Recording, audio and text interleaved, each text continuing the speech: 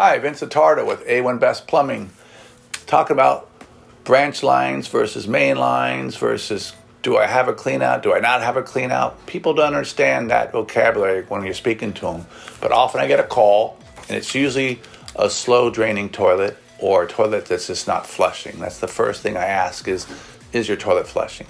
Because it could be a branch line. A branch line branches off from the trunk line or the main line, just like a tree.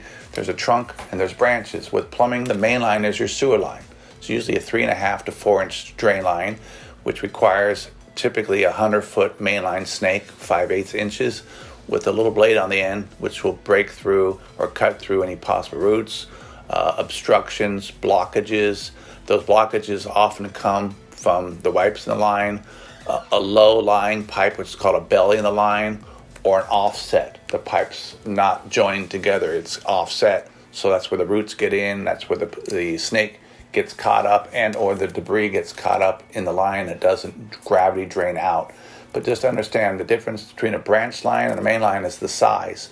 Branch lines are 2 inches, 1.5 inches. For a sink, a tub, a laundry, those are your branch lines.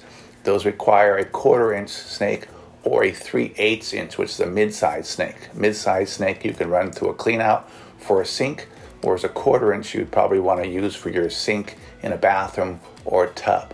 So different size lines require different size snakes and require obviously more effort.